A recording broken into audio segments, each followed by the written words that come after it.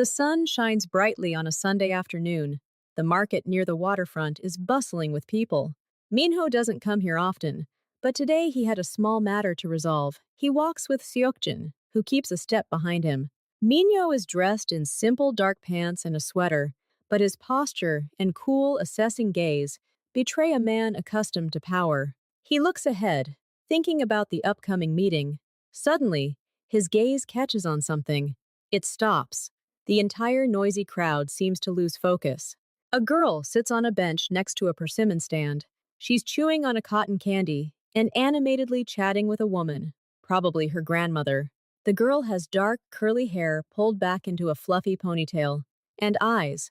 His heart beats sharply and loudly once, as if stumbling. The girl's eyes were light, incredibly light, the color of pure cold water, almost transparent, a shade rarely seen in Asia. And he had only seen eyes like those once in his life.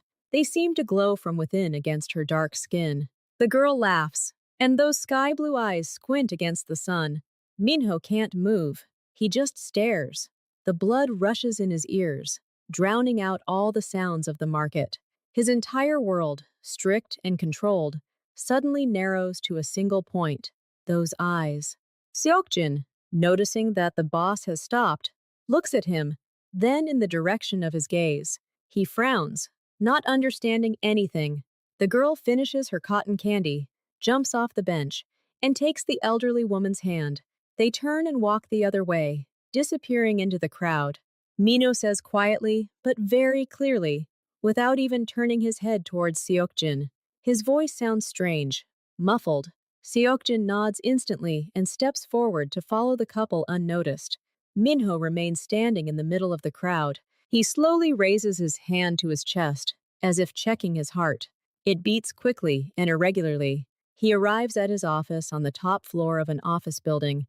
The view of the city is panoramic, but Minho doesn't see it. He sits in a chair, his elbows resting on the desk. The space in front of him is empty. The image of those eyes floats through his mind again and again.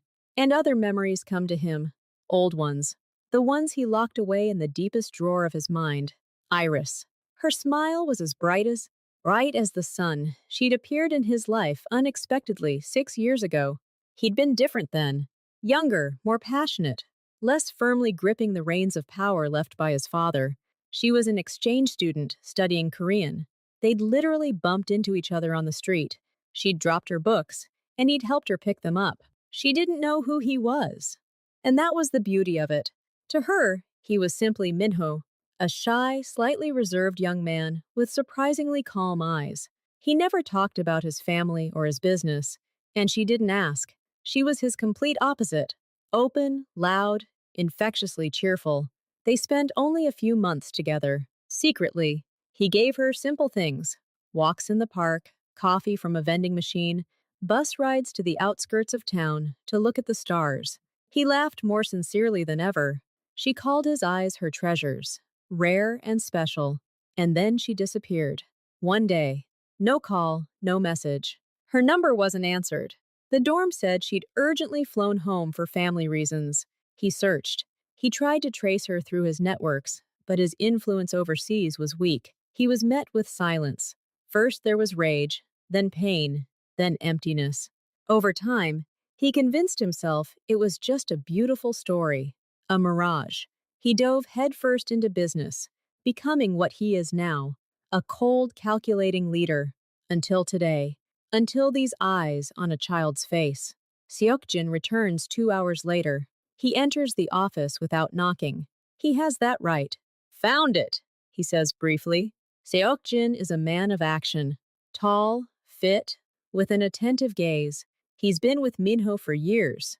Minho looks up at him, a silent question in his gaze. The girl's name is Lila. She's 7 years old. She lives with her grandmother. Her mother works 2 shifts as a nurse at the city clinic. They arrived in the city 6 months ago. They live modestly. Seokjin places a thin folder on the table. The girl's address, work schedule, and school. It's all here. Minho doesn't move toward the folder. He stares into space. "Mother?" His voice is hoarse. "Mother's name is Iris Carter," Sochin says clearly. The air in the office seems to thicken. Minho slowly leans back in his chair. Yes, it is. This is not an accident. This is not a figment of my imagination. Iris. He quietly repeats the name he hasn't spoken out loud in years. It burns his lips. Is she alone? He asks after a pause. According to the records, yes. There's no information about the child's father, Seokjin says. He studies his boss's face. He'd seen photos of Iris from an old case many years ago. He has a hunch. Minho closes his eyes for a second. The puzzle comes together in his head. Iris is gone. Now she's here, with her daughter. With the daughter who has his eyes. The girl is 7 years old. The math is brutally simple. He opens his eyes. There's no longer any confusion in them. There's an icy, focused fury and determination. I want everything. The entire history for the last 7 years. Where she's been, what she's been doing. Everything. And analysis. His voice is hard as steel again. He gestures to the folder. Priority number 1. Put everything else aside. Seokjin nods. He's already turning to leave when Minho adds, looking out the window. And Seokjin, be as careful as possible, so no one notices. Especially them. The report is in front of him the next morning. It's voluminous. Seokjin and his men worked quickly. Minho flips through the pages. Photos. Iris in a white coat, leaving the clinic, tired. Iris on the playground with Lila, laughing. A girl with a school bag at the school. And then the facts. A 7-year story. Iris left Korea pregnant. She gave birth to a daughter in her homeland, the United States. She lived with her mother. She worked and studied to be a nurse. The child's birth details. The father's name is blank. The most important document is at the very end. It's not an official document. It's the result of a private request. A genetic analysis based on samples Seokjin's men surreptitiously collected yesterday. A hair from the girl's jacket, left on the bench, and the cup Minho drank from. Probability of paternity, 99.98%. Minho pushes the folder aside. He stands and walks to the window. His face, reflected in the glass, is perfectly calm. But inside, everything is clenching into a tight, heavy knot. He breathes slowly and deeply, trying to get a grip on himself. He has a daughter. She's 7 years old. He didn't see her first steps, didn't hear her first word. He doesn't know what she likes for breakfast, what her favorite cartoons are. 7 whole years of emptiness. And then another thought occurs to him. Iris. All this time she was alone. She worked alone, raised a child alone. She didn't come to him. She didn't ask for anything. She simply took his daughter and disappeared. Minho's face. His hand clenches into a fist. He feels anger, hot and blind. At her, at himself, at the lost years. He turns from the window and looks at the photographs laid out, at the picture of Lila laughing, at her bright eyes, his. The anger slowly recedes, leaving behind a cold, aching emptiness, and a vast, all-consuming feeling he can't name. It's something new, something fragile and sharp. He sits in silence for a few more minutes. His gaze wanders over the photographs, the numbers in the report.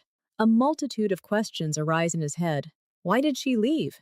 Why didn't she tell him? What did he do wrong? He could have provided for them all. She knew who had a family. She saw his house, his cars. But she chose to leave and work double shifts. Minho feels his anger rising again. He's always been in control. But this situation, these 7 years, are completely out of his control. He became a father and didn't even know it. He's been deceived, or rather, simply left in the dark. He stands up and begins to slowly pace the office. His footsteps echo dully on the parquet floor. He thinks about the girl, about Lila. She is not to blame for anything. She simply lived her life without a father. Who answered her questions? Who protected her? Her grandmother and her tired mother? A new feeling arises in him, sharp and unfamiliar, a sense of duty. He owes something to her. He has missed too much. He cannot turn back time, but he can change the future. Minho stops at the table. He places his palms on the glass tabletop and looks at his hands. Strong hands that hold an entire city in fear, but they have never held his daughter. The decision comes instantly and definitively. It's ironclad. All negotiations, all plans, all cautious approaches are canceled. Now, he dials Seokjin's number. Car 5 minutes. We're heading to the address on the report, he says, not waiting for a greeting. There's a brief pause. Boss, maybe you should first. Right now, Minho interrupts. His tone brooks no argument. He hangs up. He won't wait. He won't send letters or lawyers. He won't give her time to prepare or to disappear again. He's slept for 7 years. He won't sleep another day. He grabs his jacket from the chair and puts it on. He glances in the mirror. Before him stands not a lovesick youth, but the head of an organization. Stern, impenetrable. That's exactly how he should be right now. He leaves the office, his steps quick and firm. The way back is cut off. The car, a black sedan without any identifying marks, glides smoothly through the streets, moving away from the center. Seokjin is at the wheel. Minho silently looks out the window. The luxurious neighborhoods give way to ordinary residential areas. Then the outskirts begin. The houses here are smaller, older, with more empty space between them. They turn onto a narrow street. Seokjin slows down, checking his GPS. Over there, the gray house with the green fence, he says quietly. Minho looks. A small one-story house, modest but well kept. 2 pots of flowers stand on the porch. A light can be seen through the thin curtain in the window. Minho's heart starts beating faster again.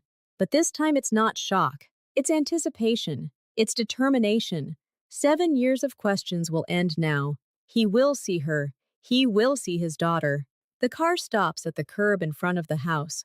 Minho doesn't move immediately. He looks at the door. Behind that door lies his entire past life, the one he thought was dead, and his entire possible future life, the one he never even dreamed of. He takes a deep breath. His face becomes a stony mask. All emotions are hidden deep inside. On the surface, only cold concentration. Wait here, he says to Seokjin without looking at him. He opens the door and steps outside. The evening air is cool. He adjusts the cuff of his jacket, a purely mechanical movement. His steps echo loudly on the asphalt. He crosses the narrow street. He approaches the gate in the green fence. The click of the latch seems very loud to him. He walks down the short path to the porch.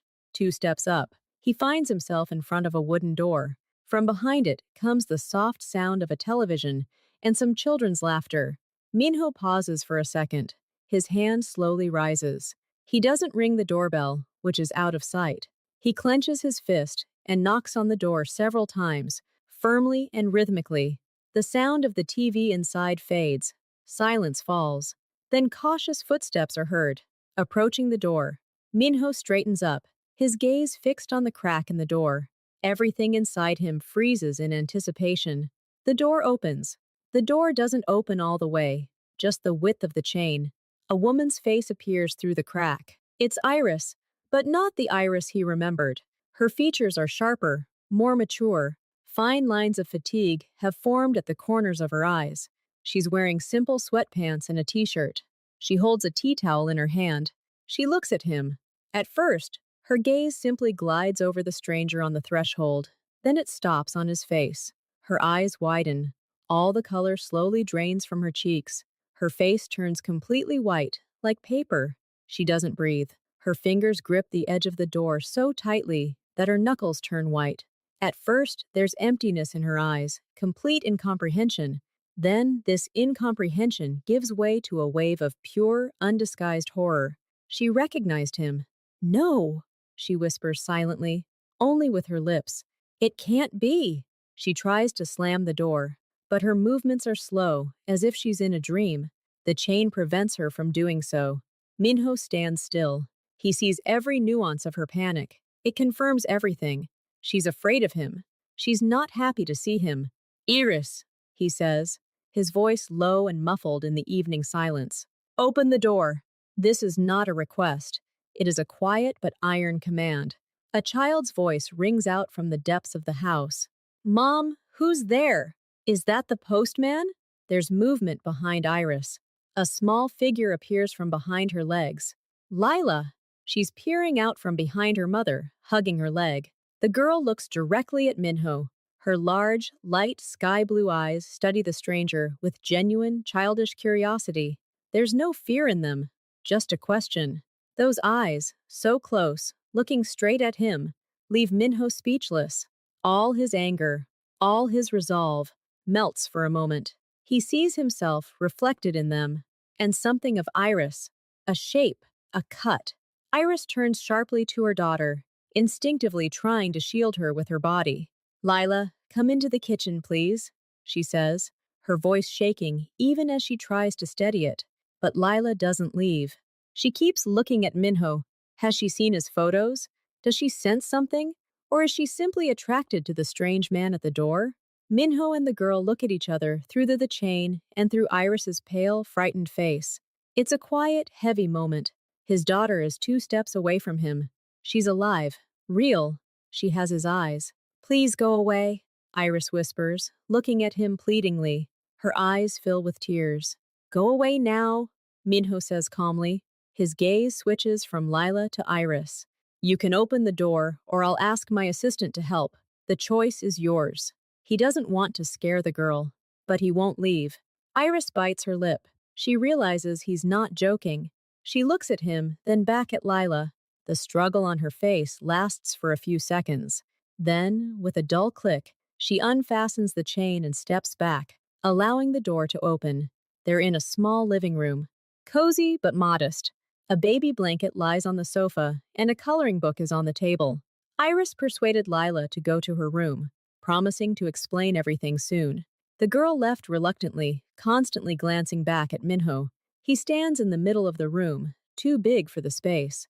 Iris stands against the wall, her arms crossed over her chest, as if defending herself. How did you find us? Is the first question she asks. Her voice still trembles. That doesn't matter, Minho replies. He doesn't take his eyes off her. What matters is what I found. 7 years, Iris. 7 years. His voice rises on the last words, despite his best efforts to remain calm. He takes a step forward. You were pregnant, and you just disappeared. Not a word. Not a single sign. I have a daughter, and I didn't even know it. Iris closes her eyes for a moment. When she opens them, there's a weariness in them that's older than her years. I was afraid, she says quietly. Minho's voice is filled with bitter confusion. Everything, she blurts out. She releases her hands. Your world, Minho. Your family. Your job. I wasn't blind. I saw the cars, the people following you. I heard you talking on the phone.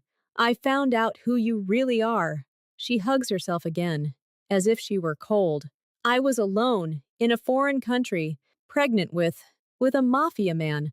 What was I supposed to do? Come to you and say, here, I'm carrying your child, now protect us?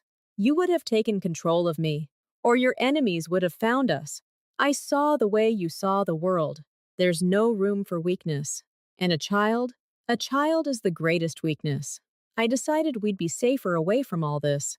Far away. She speaks quickly, abruptly, and all these words seem to have been stored inside her for many years. Silence hangs in the room after her words. Minho looks at her, his rage boiling inside, hot and black. You took everything from me, he says, each sound a struggle. The first cry, the first tooth, the first day of school. You took away my right to know her. You took away her father. I gave her a chance at a normal life. Iris raises her voice, the old determination gleaming in her eyes. Without fear, without security, without constant danger, I worked 2 jobs to give her everything. Have you asked me what I want? His voice becomes a dangerous whisper. Have I given you any reason to think I wouldn't want my child? That I wouldn't protect him? He comes very close to her. She doesn't retreat, her chin raised. You didn't give me a reason, Minho. You were the reason. Your world is a reason. I loved the guy you pretended to be with me, but the real you scared me, and it still scares me. These words hit home. He recoils as if struck. He sees the truth in her eyes. She truly was afraid. Afraid of him, his life, his essence. At that moment, the door to Lila's room quietly opened. Her face appeared through the crack. She heard their voices. She looked from her mother to the strange man. Her light eyes were wide with worry. That look, full of childish anxiety, cools Minho's ardor like a bucket of ice water. He turns away, runs a hand over his face. He shouldn't scream like that. He shouldn't see this. Lila slowly walks out of her room. She doesn't approach her mother, but remains standing in the middle, between them. She looks directly at Minho. The silence in the room becomes very loud. The girl picks at the hem of her blouse with her finger. Then she raises her clear, direct gaze to him. "Are you my dad?" she asks quietly, but clearly. The words hang in the air. Iris freezes, her hand reaching for her daughter but stopping. Minho stops breathing. He looks at this small, fragile girl, asking the most important question of her life. He sees himself in her. He sees Iris. He sees 7 years of emptiness. All his angry speeches, all his accusations, all his rage. All of it crumbles to dust before this simple question. He slowly drops to one knee to be level with her. He doesn't want to appear so big and intimidating. "Yes," he says. His voice sounds hoarse and unfamiliar to his own ears. "I'm your dad." Lila looks at him silently, processing this information. She doesn't smile. She doesn't cry. She simply studies him. "Why didn't you come earlier?" she asks the second question. Minho's throat tightens. He glances quickly at Iris. She's standing there, her hand over her mouth, tears welling in her eyes. I didn't know where you were," he tells Lila honestly. "But now I know. And I've come." There's an awkward pause. The noise from the street seems very distant. Iris is the first to come to her senses. She wipes her eyes with the back of her hand and takes a deep breath. "Lila, please go finish your drawing. The adults need to talk for a bit," she says, her voice under control again, albeit very tired. Lila nods, but before leaving, she glances at Minho again. There's more to her gaze than just curiosity now. There's something new, something bewildered. As the girl leaves, Iris turns to Minho. "What now? You came. You saw. What do you want?" Her tone is defensive again. Minho stands up. His knees are a little numb. He feels out of place in this small, warm room. "I want to know my daughter," he says simply. "I want to talk. I'm not just going to leave." Iris looks at him for a long moment. Then, as if her strength was failing her, she sinks onto the sofa. "Dinner's cooking in the kitchen. Just pasta," she says into the distance. "If you're hungry, you can stay, just for a little while." This isn't an invitation. It's capitulation. She's too shaken to fight any longer. Minho nods. He takes off his jacket and carefully hangs it over the back of a chair. They eat in the small kitchen. Lila sits between them. She periodically steals glances at Minho. Iris is silent. Minho. He tries to eat, but the food seems tasteless to him. He watches Lila carefully twirl pasta around her fork. He listens as she tells her mother about something that happened at school. He sees their ordinary life. He is an outsider here, an intruder. But when Lila, carried away by her story, accidentally touches his hand with her small one, he freezes. This simple touch burns his skin. This is his daughter. She is here. She is real. The evening passes slowly, in a heavy but sometimes touching silence. Iris is washing the dishes. Lila is drawing again. Minho sits in the living room and looks at her. He doesn't know what to say. He doesn't know how to be a father. When it gets completely dark, Minho realizes it's time to leave. He stands up. Iris immediately emerges from the kitchen, wary. Lila looks at him. "Are you coming tomorrow?" she asks. The question is simple, but it makes Minho's heart beat faster. He looks at Iris. She presses her lips together, but doesn't say no. "If your mother allows it," he answers cautiously. "I'd like to come." Lila glances at her mother, full of silent pleading. Iris closes her eyes for a second and nods. Just once. Barely.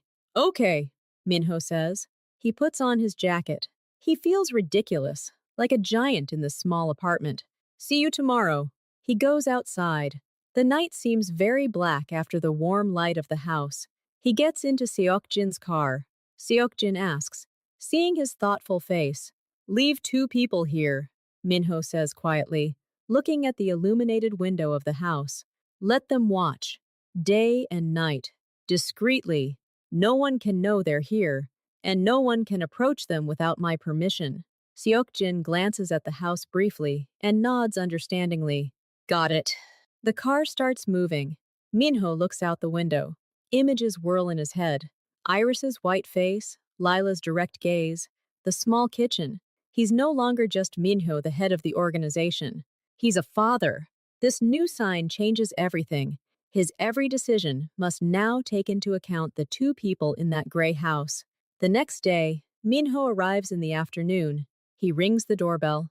Iris opens it. She looks even more tired, as if she hadn't slept all night. Where is Lila? He asks. At school. I work the evening shift, she replies shortly. You didn't tell me you'd be home so early. I wanted to talk. Without her, Minho says, stepping inside without waiting for an invitation. They're back in the living room. Iris doesn't sit down. About what? About security. I have people around your house right now. 2 of them. They'll be changing shifts. They're here to make sure no one else disturbs you. Iris's face contorts with anger and disappointment. What? No! You couldn't!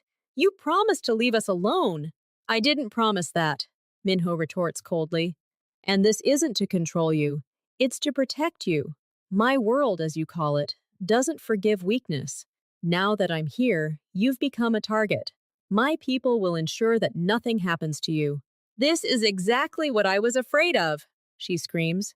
You bring your danger to our doorstep. We lived quietly for 7 years, and in one day you destroyed everything.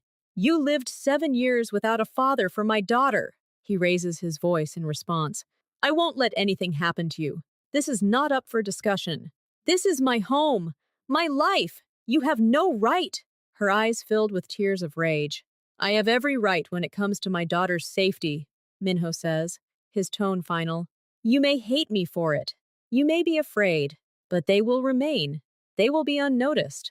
Lila must never know about them or feel threatened. That's my condition. They stand facing each other like 2 adversaries on a battlefield. Between them lies a chasm of 7 years of fear, mistrust, and a new, fragile reality. Minho knows he's just crossed a line. But in his world, there are no half measures. Protection must be absolute. Even if the objects of protection hate the very thought of it, Iris reluctantly agrees to go for a walk. She stands on the porch and watches Minho and Lila walk to the car. Lila holds her father's hand. It was her initiative.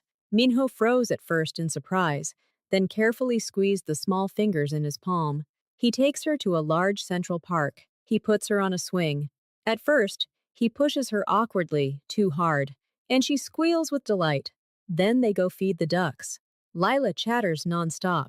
She talks about her best friend Sophie, about how she dislikes broccoli, about her dream of becoming a cooktis, a veterinarian. Minho listens silently. He asks short questions. What else? Why? He learns that she loves animals but is afraid of big dogs, that she likes to draw dinosaurs, that she wants to learn to ride a bike, but they don't have one. He observes her character. She's not shy. She's curious and asks him questions in return. Where do you work? Do you have a dog? He answers evasively but honestly. I have a big office. No dog, but maybe someday. She laughs loudly and infectiously when a pigeon tries to steal a whole piece of bread from her. Her laughter tickles his heart. He sees himself in her, his stubborn chin, and Iris, her wide, open smile. As they walk back to the car, she takes his hand again. I liked it, she says simply. Me too, he replies. And it's true. For the first time in years, he feels not control, but simply a calm, warm connection. He brings Lila home late at night. Iris opens the door, and she's already in her robe. Lila, tired and happy, rushes to her mother to tell her about the ducks and the swing. Iris looks at Minho over her daughter's head. There's less panic in her gaze, but still plenty of caution. Thank you for bringing her home on time, she says formally. Mom, can Dad stay for tea? Lila asks, looking at Iris with pleading eyes. Iris hesitates but nods. Okay, but not for long. It's time for you to go to bed. Lila goes to brush her teeth. Minho remains in the kitchen. Iris silently puts on the kettle. The silence between them is tense, but not as hostile as the first day. She's a good girl, Minho says, looking at his hands on the table. I know, Iris replies quietly. She leans against the counter, crossing her arms. She looks out the window at the dark street. She was always sunny, even when things were hard. Minho feels a familiar pang of guilt. You should have told me, he says, but without the previous fury. Now there's only a tired bitterness in his voice. Iris turns to him. Her face looks very tired in the light of the kitchen lamp. What would change, Minho? Would you give up everything? Stop being who you are? Say to your enemies, sorry, I have a daughter now. Let's live in peace. He can't find what to say, because he knows the truth. No, not then. 7 years ago, he was a different man, tougher, hungrier for power. I would have protected you, he insists. That's the only thing I ever believed in, that you would protect us, locked us in a golden cage, watched over by your people. Like now. I didn't want that life for her. I wanted her to be free. The kettle boils. Iris turns away to make tea, her shoulders tense. I didn't know it would hurt so much, she says quietly, as if to herself. Seeing the way she looks at you, how happy she is. For 7 years, I was everything to her. And now she has you. There is no jealousy in her voice, but a deep, old sadness and fear of losing her daughter. Minho stands up and approaches her. Not close, but close enough that she's forced to look at him. I don't want to take her away from you, Iris. I want to be a part of this. A part of your life. She looks at him, and finally, there's no fear or anger in her eyes, only weariness and doubt. Your world and our life, they don't fit together, Minho. Sooner or later, one will destroy the other. I dread that day. He wants to say something, to refute it, but he can't, because part of him knows she might be right.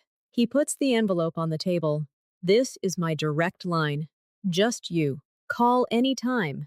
If anything. Anything. He leaves, leaving her alone in the kitchen with 2 mugs of undrunk tea. 2 days later, Seok-jin enters Minho's office without his usual reserve. His face is serious. Boss? Problem. Minho puts the papers down. Which one? Changmin's people. They found out about the girl. It's just rumors so far, but they're already digging. One of their men was asking questions this morning near Lila's school. Our guys pulled him aside, but the fact remains. A chill runs down Minho's spine. Changmin is his old rival, tough, unscrupulous. If he realizes Minho has a weakness, what exactly did he ask? Minho's voice was calm, but inside, everything was clenched. He asked if the black car often came to pick up the girl, who the man was, who was walking with her. Little things, but the direction was clear. Minho slowly stands and approaches the window. His city, his domain. And now there's a tiny, fragile speck in it, one that could destroy everything. Increase surveillance. Double it, discreetly, and find whoever asked the questions. Bring them to me, politely. I want to talk. Understood. As Seok-jin leaves, Minho glances at his phone. He needs to warn Iris. But how? Tell her that his worst fears are coming true? That her fears were justified? He arrives at their place in the evening. Lila is already asleep.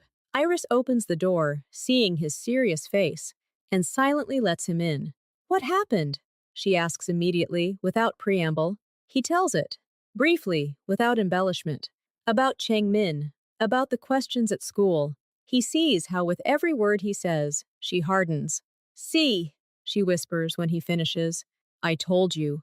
Your world has found us. My world was always here, Iris. You just didn't want to see it. But now it's noticed you, and I can't ignore it. He pauses, looking her straight in the eyes. You have to move in. With me, in my house. There's security, high walls, a security system. It's the safest place. Iris looks at him with disbelief, as if he's asking her to move into a cage.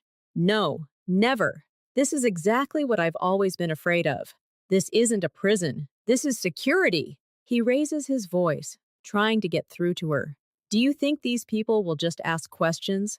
If they realize Lila is my daughter, they'll use her against me. The easiest way. Is that what you want? I want to live a normal life, she practically screams back. Normal life ended the day you gave birth to my child, he snaps. Now there's only safe life or dangerous life. Choose.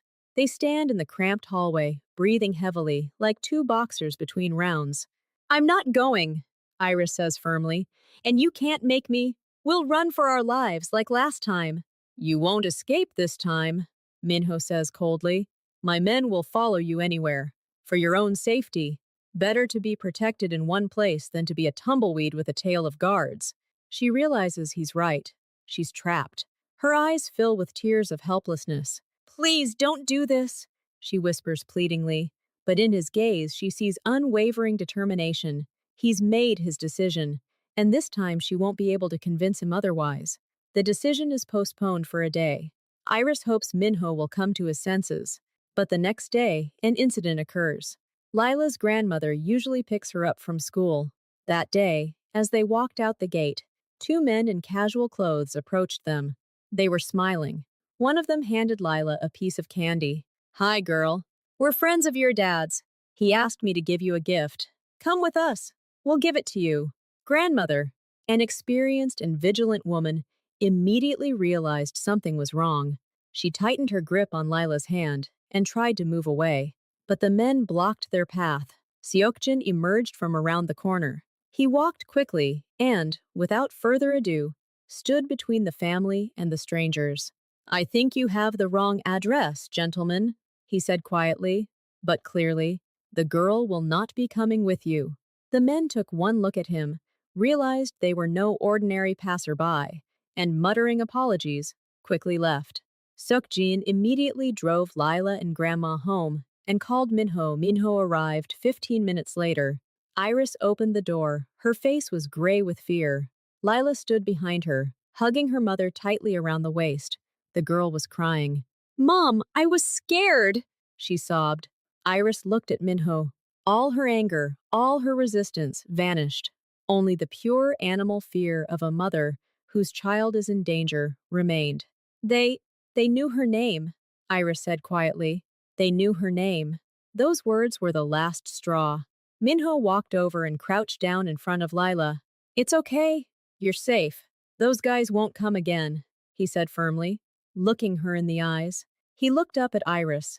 Do you understand now? He asked without reproach. She nodded silently. Her shoulders slumped. She had lost. How temporary? She asked, barely audible. Until I sort this problem out. Until I'm 100% sure you're safe, he answered honestly. Iris closed her eyes, took a deep breath, and looked at her daughter again. Okay, we'll go, but only for a while. And Lila has to go to her school. And see her grandmother. Deal. Minho immediately agreed. He was willing to accept any terms, as long as they were safe. The move happens quickly. Minho has a large, modern house on a gated property. It's bright, spacious, and impersonal. Like a designer hotel, Lila is given a whole room. Minho, not knowing her tastes, ordered a neutral interior. Light walls, a large bed, an empty closet. Iris silently brings in their things, a few boxes. At first, Lila is delighted by the size of the house and the spacious garden. But by evening, she becomes quiet and pensive. This isn't her home. It smells foreign. Iris is tense as a string. She walks through the house, studying it with the gaze of a jailer. She sees the cells, the guards at the gate, the high fence. Everything she feared has become reality. Minho tries to act like a host. He shows them around the house, telling them to make themselves at home. But it rings false, even in his own ears. A heavy silence hangs over dinner in the vast dining room. The clatter of cutlery seems impossibly loud. Lila picks at her food, barely eating. I don't like this room. It's too big, she finally says quietly. Iris gives Minho a reproachful look. Like, see, Minho says, but there's no confidence in his voice. Tomorrow we'll buy you whatever you want. Toys, posters, everything. Lila nods without looking up. After dinner, Iris puts Lila to bed. Minho remains in the living room. He feels like a stranger in his own home. His home is now filled with quiet reproaches and childish fear. Iris leaves Lila's room. She pauses in the doorway. She was crying. She said she wanted to go home, she says without emotion. This is her home now. Minho answers stubbornly. No, this is your fortress, and we are your prisoners. You have achieved your goal. She turns and goes into her room, assigned to her next to Lila's. The door closes with a quiet but distinct click. Minho is left alone in the vast, quiet living room. He's achieved his goal. They're safe. But why does this feel like defeat? Seokjin delivers the report 3 days later. Minho studies the report in his home office. The house is quiet, with Iris's quiet footsteps and Lila's laughter echoing through the walls as she slowly begins to settle in. It's clear, Seokjin says, pointing to the photo. Chang-min, he's not hiding. He's angry about the port fiasco last year. He thinks you played him unfairly. Now he's found your weak spot. Minho looks at a photo of an elderly man with a hard gaze. Chang-min. Their rivalry lasted for years. A cold war for influence, for territory. Minho had almost forgotten about him, focusing on expanding his legitimate business. But the old wolf hadn't forgotten. He's acting brazenly. His people aren't professionals, Sojin continues. That incident at the school was an attempt to intimidate you, a reconnaissance operation. He wants to understand how vulnerable you are. He realized it, Minho says grimly. We moved. It's a clear signal that family is my sore spot. He pushes the folder aside. Now the threat has a name and a face. It's both easier and harder. Easier because the enemy is known. Harder because Chang-min is no small-time extortionist. He's stubborn, angry, and resourceful. Minho doesn't sleep that night. He sits in the darkened office, looking out the window at the illuminated garden. His decisions used to be simple. Threat? Eliminate. Competitor? Weaken or absorb. He acted quickly, harshly, without hesitation. Now everything is different. Any move he makes will reflect on Iris and Lila. A direct attack on Chanming will trigger a war, and they'll find themselves at the epicenter. Escape? They've already fled, to his own house, and it didn't help. There's a third path, the one he's been trying to pursue lately. Legitimate business, a clean reputation, but Chang-min plays by the old dirty rules. He won't enter into business negotiations, knowing Minho's weakness. Minho stands up. His shadow falls on the wall. He makes a decision. He must deal with Chang-min, once and for all, but not using the old methods. He must bring him to light, neutralize him, using his own insolence against him. He must protect his family without stooping to the level of the enemy, because he is a father now, and he must set an example. In the morning, he calls Seokjin and his most trusted lawyers. Lila is slowly getting used to the house. She's found a library with tall windows, and now likes to sit on the windowsill there. That's where Minho finds her after dinner. She's drawing. This time, not dinosaurs, but a house. A small gray house with a green fence. Is this our old house? Minho asks cautiously, sitting down next to her. Lila nods, not looking up from her drawing. I miss it, she says quietly. Minho feels a pang in his chest. You don't like it here? It's too quiet. And you can't see anything over the fence. And there was a park across the street, and I saw the neighbor's dog. She puts down her pencil and looks at him with her bright eyes. Dad, are these bad guys because of you? Because of your work? The question is as direct as a blow. Minho wants to lie, to cover for her, but he sees in her gaze not childish fear, but a need to understand. Yes, he answers honestly. Because of my old job, I had disagreements with some people. And they want to hurt us so they can hurt you? She puts it so simply and so terrifyingly precisely. Yes, but they can't. I won't let them. Lila looks at the drawing. Mom's scared. She thinks I don't see, but I do. She hardly smiles anymore. Minho doesn't know what to say. He places his hand on her small one. I promise you, Leela, I'll make it all right. Those people won't bother us anymore, and your mother will smile again. I'll do everything in my power. She looks at him, searching his face as if searching for the truth. Then she nods. Okay, I believe you. These simple words are more valuable to him than any oath of allegiance from his people. 4 people gathered in the office. Minho, Seokjin, and 2 lawyers, Mr. Kim and Miss Joan. They were studying the file on Chang-min. He's cunning. What greed is his Achilles heel, says Miss Chong, pointing to the financial flowcharts. That's his weak spot. Semi-critical deals with shipping companies. He likes cash and avoids banks. There's a lot of irregularities here. Can we set him up legally? Minho asks. Not set him up. Give him an opportunity to make a mistake, Mr. Kim corrects. Create a decoy, a highly profitable but urgent deal that requires a large cash flow. His greed will force him to act quickly without due diligence. We'll make sure the authorities take notice. The plan is complex and multi-step. They need to create a shell company, contact Chan Ming's trusted confidant, and entice him to join. Everything must appear completely legal and natural.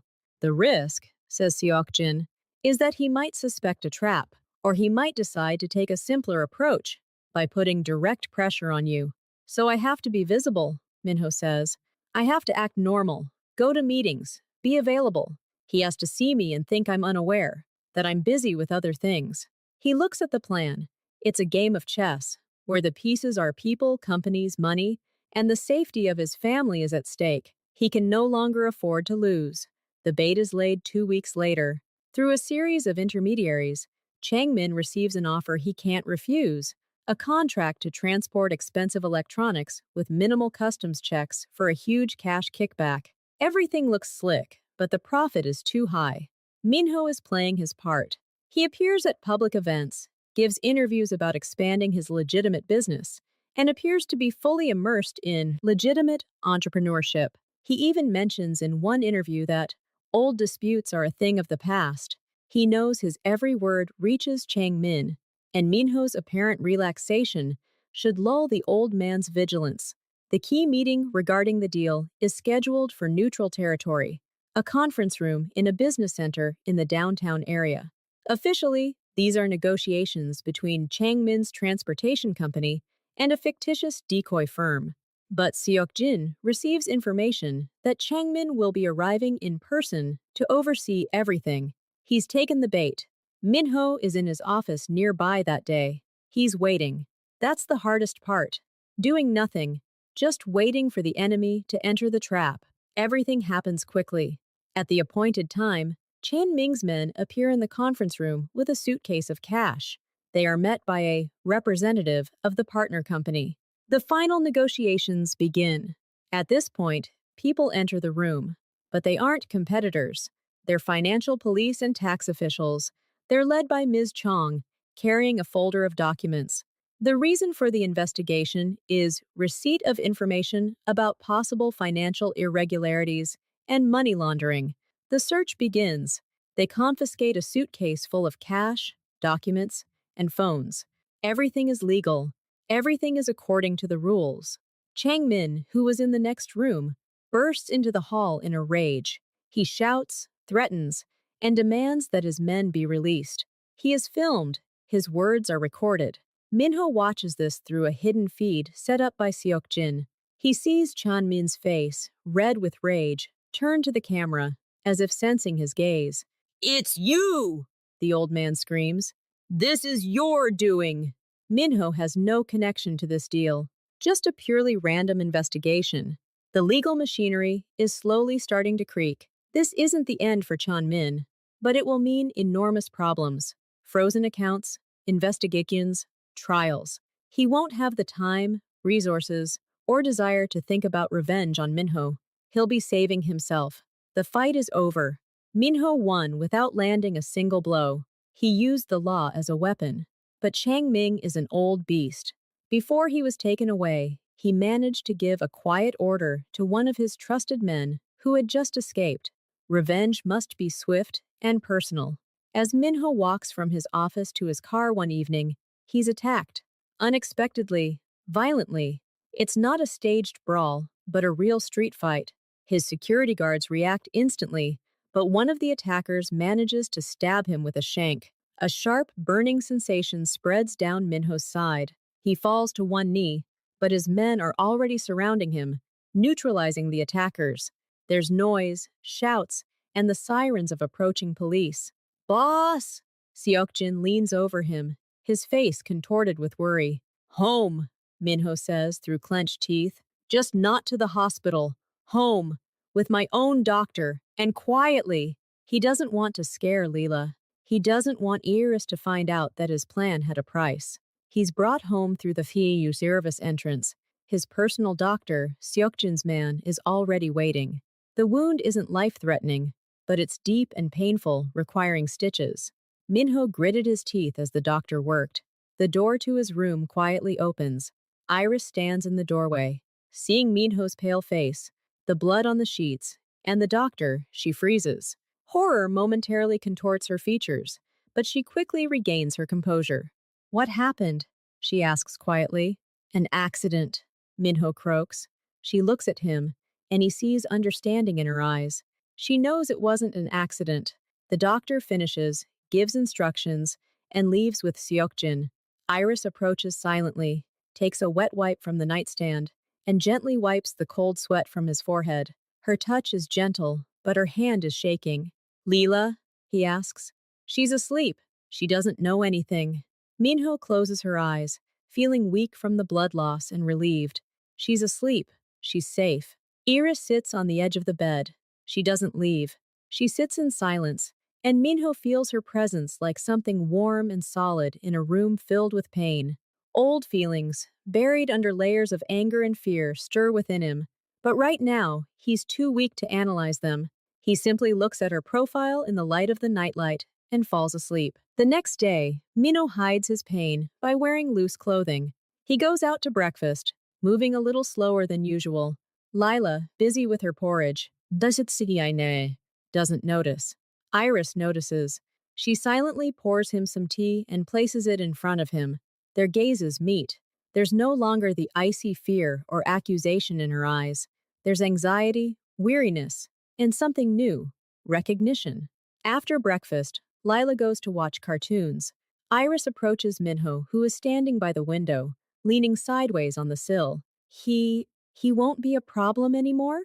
She asks quietly, referring to Chang Ming. No, he has other things to worry about now. For a long time. She nods, looking at her hands. You could have done it easier, the old way, but you didn't. I promised, he says. And I'm trying to be different. For her, for you. He sees her throat tremble. This house, these walls, they still frighten me, she admits. But yesterday, when I saw you, I realized I wasn't afraid for our freedom. I was afraid for you. This confession changes everything between them. I'll do everything so you don't feel like you're in prison here, Minho says. You can walk, go anywhere. The guards will just accompany you without interfering. School, parks, cafes. Your mom can come visit whenever she wants. She looks at him with a long, searching gaze, as if seeing for the first time the man she once loved. Give me time, she finally says. This will all happen. Very quickly. We have time, he replies. We have all the time in the world now. For the first time in weeks, he sees the corners of her lips twitch in the semblance of a weak, tired, but real smile. It's not trust yet, but the seed has been sown, and that's enough for now. The idea comes one Saturday morning. Sunlight floods the dining room. Minho watches Lila dig into her bowl of porridge with her spoon. What if we all go somewhere together today? He asks, looking between Lila and Iris. Outside the city, into the countryside, without security nearby. Just us. Lila freezes. A spoonful to her mouth. Her eyes grow wide. Really? For a picnic? Iris, washing dishes at the sink, slows. She turns, studying his face. Is it safe? She asks quietly, but there's a glimmer of something long forgotten in her eyes. Anticipation. Seokjin will check the place. The guys will be at a distance. They won't even be visible, I promise, Minho says. He's speaking more to her than to his daughter. Lila's burning gaze. Fine, she says, and adds with a slight, barely perceptible smile. But only if we make the sandwiches ourselves. They're driving Minho's car, not the black one, but a simple SUV. Lila sits in the back, constantly commenting on everything she sees outside the window. Iris silently watches the fields pass by. Minho drives, an unusually calm expression on his face. The location is a clearing near a small, clear lake, an hour's drive from the city. The security cars are parked by the main road. They are alone. Sunshine, grass, silence broken only by birdsong. They spread out a blanket. Lila immediately takes off her sandals and runs to the water, carefully wading in ankle deep. Iris shouts at her, "Careful!" But there's no panic in her voice, only simple maternal concern. The day flows slowly and simply. They eat sandwiches. Minho tries to teach Lila to throw flat stones in the water like a pancake, but he's barely able to do it himself, and they both burst into laughter. Iris sits on the blanket and watches them, and the tension gradually leaves her shoulders. She even dozes off briefly in the sun, and Minho covers her with a light jacket. Nothing special happens. They don't talk about anything important. They simply exist in the same space and time. Lila picks wildflowers and gives her mother a bouquet. Minho gets water from the car, and their fingers accidentally touch. He sees Iris not pulling her hand away. As the sun sets, they pack silently. Lila falls asleep in the back seat almost immediately, smiling in her sleep. There's silence in the car, but it's not awkward. It's peaceful. Iris looks out the window at the darkening fields. "Thank you," she says quietly, without turning her head. "It was a good day." "Yes," Minho agrees. "Very." This day becomes an anchor, proof that simple happiness between them is possible. Several days pass. Minho's wound is healing. Iris sometimes comes into his office in the evenings to ask about Lila or his daily life. Their conversations have become longer, calmer. One such evening, as they're discussing transferring Lila to a school closer to home, the conversation trails off. Minho glances at Iris. She's standing by the bookcase, leafing through a book, the light from the desk lamp softly falling on her face. "I never forgot you," he says suddenly. The words spill out, unplanned. "All these years. You just lived here." He puts his hand to his chest. Iris slowly closes the book and places it on the shelf. She doesn't look at him. "Minho, I'm not saying this to pressure you or to justify my anger. I just want you to know that for me, this wasn't a fleeting affair. And now I look at you, and all those feelings are still there. They were just waiting." She turns to him, her face serious. "We've changed, Minho. I'm not that naive college girl. You're not that mysterious boy I fell in love with. We're Lila's parents, and there are 7 years of pain and mistrust between us." "I know," he says. He moves closer, but doesn't touch her. "I'm not asking to erase the past. I'm asking for a chance to start over. Not like then, like now. As adults who love their daughter and who might still feel something for each other." He sees fear and hope warring in her eyes, an old wound and a new, fragile opportunity. "This chance, it scares me more than your enemies," she admits honestly. Iris avoids being alone with him for the next couple of days. She's focused on Lila and settling into their new home. She's started working remotely, helping with translations at a clinic, and it's giving her back a sense of independence. But one night, Minho finds her in the kitchen. She's sitting at the table with a cup of cold tea, staring out the dark window. "Can't sleep?" he asks quietly. She flinches, but doesn't turn around. "I'm thinking." He pours himself some water and sits down opposite her. Waits. "I want to believe you," she begins, just as quietly. "I see how hard you're trying, how your home has changed, your routine. You spend more time with Lila than in your office, but..." She finally looks at him. "But I'm afraid this happiness is fragile, like a glass ball. Beautiful, but one wrong move, one reminder of your old world, and it will shatter, and it will cut Lila first." Minho listens without interrupting. He understands her fear. He lives with it himself. "I can't promise the danger will go away forever," he says honestly, "but I can promise that I'm doing everything I can to minimize it, that my family always comes first now, that I'll prove to you and her every day that we can be a normal family. As normal as we can be." Iris drinks iced tea, wincing. "Give me time, Minho. Just time. To get used to it. To stop expecting a catch. To see that this new life isn't a temporary respite, but the real thing." "As long as you like," he agrees immediately. "I'm in no hurry. I'm already here." Lila becomes the bridge between them. She's no longer shy about calling Minho daddy.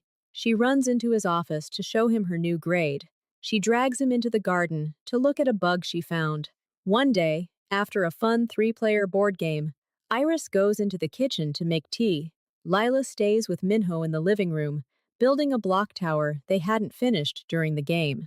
Suddenly, without raising her head, she asks, "Dad, will you stay with us forever?" Minho freezes. The sound of a kettle being placed on the table comes from the kitchen. He knows Iris heard it too. "I really hope so," he answers cautiously. "But it's not just up to me." Lila looks up at him with clear eyes. "From whom else?" "From your mother. She should be happy here too. She should want us all to live together." Lila considers this seriously. "She smiles more often now," she states, as if stating a fact. "And she sleeps better. She used to wake up a lot during the night." She stands up, walks over to him, and wraps her arms around his neck. Her embrace is strong and trusting. "I want you to stay. Forever." At that moment, Iris emerges from the kitchen. She's heard everything. There's no horror or anger on her face. There's a deep, bottomless tenderness for her daughter, and a complex mixture of fear and hope as her gaze meets Minho's. Lila's question, so simple and direct, sweeps away the last complicated barricades. It puts everything in its place. Not the past, not the fears, but the present and future of their daughter. The next morning, Minho holds a long meeting with Seokjin and his top managers. He restructures the management structure. "I'll remain the owner and the boss," he says clearly, "but operational management, day-to-day matters, and ongoing transactions, all of that is now your responsibility, Seokjin, and the board of directors. I'll be involved in strategic decisions, but my time from 9 in the morning to 7 at night belongs to my family. That's non-negotiable." Silence falls over the room. Then Seokjin, the corners of his lips twitching into a semblance of a smile, nods. "Got it, boss. We'll get through this." This isn't retirement. It's a shift in responsibility. Minho no longer wants to be the one immersed in work 24/7. He wants to be the father who picks up his daughter from school, maybe the husband. He tells Iris this decision over dinner. She listens silently, pushing food around her plate. "Are you sure?" she finally asks. "This is a huge part of your life. The most important part of my life is sitting at this table," he replies, looking at her and Lila. "Everything else is just a means to protect and provide for that part." Iris says nothing. But that evening, when Lila falls asleep, she finds him in his office. She approaches him and, after a moment's hesitation, places her hand on top of his on the desk. "Thank you," she says simply. This light gesture, this touch, means more to him than any words of agreement. A year later, they don't live in that cold mansion, but in a new house. It's also in a gated community, but it's smaller and cozier, with a large garden and a small treehouse for Lila.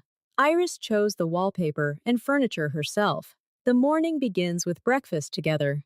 Minho often makes scrambled eggs because Lila claims he's the best at it. Then he drives her to school, a regular, good school, not far from home. Iris has returned to work as a nurse, but now at a private clinic with flexible hours. Sometimes she and Minho pick up Lila together, and they go to a cafe or straight to the park. Their life isn't perfect. Sometimes Minho leaves for urgent meetings. Sometimes Iris wakes up in the night from an old nightmare and goes to check on Lila. Sometimes they argue over trivial things, about parenting, about plans. But these arguments quickly end because they now have a common ground: their love for their daughter and their growing strengthened feelings for each other. In the evenings, the three of them often sit together in the living room. Lila does her homework, Iris reads a book, and Minho reviews reports. Sometimes their eyes meet, and they exchange a quiet, calm smile. Changmin lost his influence long ago after a series of legal battles. The world around him is calm. Lila falls asleep in her room, filled with toys, drawings, and photographs. One of them shows the three of them in that same clearing by the lake, all laughing. She knows her dad is an important man with a serious job. She knows there's security around their house. But she also knows that dad always comes to the school party. Ish, that he's as afraid of spiders as she is, and that he holds mom's hand when they watch movies. She doesn't have just one support system. She has two: Her mother, who went through everything to protect her, and her father, who changed his world to find them and never let them go. They are a family, not the one they dreamed of in their youth, not the one they planned, but the one they have. And that's what matters most. Their life is finding a rhythm. It's no longer the anxious silence of a siege or the ecstatic novelty of the first days, but the calm, confident beating of a family's heart. Lila's grandmother, Mrs. Carter, arrives at their new home. She surveys the large but cozy house, the garden, and the well-kept kitchen. She stares long and hard at Minho as he helps her with her bag. Over dinner, she asks him direct questions about his work and his plans for the future. Minho answers honestly, without embellishment, but also without his previous sullen reserve. He talks about business, about the foundation that helps children's hospitals, and how his main project now is his family. After dinner, when Lila drags Grandma to show off her treehouse, Iris stays with Minho in the kitchen. "She's testing you," Iris says quietly, washing the cups. "I know. And she has every right to." Minho replies calmly, drying the plates. "Aren't you angry?" "No. She protected you all these years when I was gone. I'm only grateful to her." Minho, a brief but tight hug as she says goodbye. "You're raising a good girl. Keep it up," she says, her eyes filled with firm, well-deserved approval. This small event becomes another building block in the foundation of their new life. One day, Seokjin arrives with a report. He holds an envelope. He places it on Minho's desk in his office. From old partners in the South, an unspoken invitation. A big deal. A very profitable one. But with the old rules. Minho doesn't open the envelope. He looks at Seokjin. "You know my answer." They insist. They say only you can guarantee it, that it's a return to the roots. "My roots are here now." Minho points his finger at the floor, as if referring to the entire house. "My answer is no." Politely, but firmly. All legal projects are open to discussion. Anything else is off the table. Seokjin nods, and the look in his eyes isn't disappointment, but respect. "I'll tell you that." After Seokjin leaves, Minho finds Iris in the hallway. She's leaning against the doorframe and must have overheard the conversation. "You don't even have to tell me this," she says. "I want you to know, to see that the choice is always made in favor of this house, in favor of our rules." She comes up to him, takes his hand, and simply holds it in hers. This silent thank you means more to him than any words. A few more months pass. The day comes when Lila is performing in the school play. She plays a tree. She has one line. Minho and Iris are sitting in the third row of the school auditorium. Minho is filming everything on his phone, although his hands are shaking slightly. As Lila utters her single line, loud and clear, he catches Iris's eye. She looks at him, and her eyes shine with happiness and love, no longer holding a trace of fear. In that moment, he understands. They have reached the point of no return, but in a good way. There is no turning back, because he doesn't want to go back. That evening, after putting Lila to bed, they sit on the terrace. The night is warm and quiet. "I want to ask you one question," Iris says, looking at the stars. "Are you happy? Really? Not because you've achieved anything, but just because." Minho pauses. He remembers his old office, the power, the fear it inspired, the cold emptiness that awaited him at home. "Yes," he answers without a shadow of a doubt. "I've never been happier. This is a different kind of happiness. Quiet, solid, like the ground beneath my feet." She turns to him. "Me too. I've stopped waiting for everything to fall apart. I'm just living and enjoying every day." He puts his arm around her shoulders, and she snuggles into him, resting her head on his shoulder. They are silent. They no longer need words. Everything important has already been said. Everything important has already been lived. All that remains is to continue moving forward. Together, 6 months pass. Their life takes on a solid, familiar shape. Every Saturday morning, Minho and Lila go to a nearby cafe. It's their ritual. He orders an espresso, she orders a cocoa with marshmallows. She tells him about school, about her friends, sometimes just silently doodling in a notebook, while he scrolls through the news on his tablet. They may not speak, but this time is sacred and unbreakable. One day, when Lila went to the restroom, the bartender, who already knew them by sight, smiled. "You have a good team, Mr. Kim." Minho simply nodded, but something warm and calm inside responded. "Yes, the best." Iris is gradually returning to herself, the cheerful, open girl she was before fear paralyzed her for years. She's signed up for yoga classes and sometimes goes to the movies with her friends from the clinic. One evening, Minho, staying late at a board meeting, returned home and heard loud laughter coming from the living room. He peeked in. Chris and Lila, wrapped in the same blanket, were watching an old comedy and laughing until they cried. He leaned against the doorframe and watched them, and realized that this was the most valuable asset he'd ever had. Sometimes Seokjin comes over. He's no longer just an assistant, he's become a family friend. He brings Lila little souvenirs from their trips and might stay for dinner. He notices the change in Minho and acknowledges it with silent respect. Once, when they were alone in the office, Seokjin said, "They've changed you, boss." "For the better." Minho replied, "They've brought me back to myself." The past hasn't disappeared.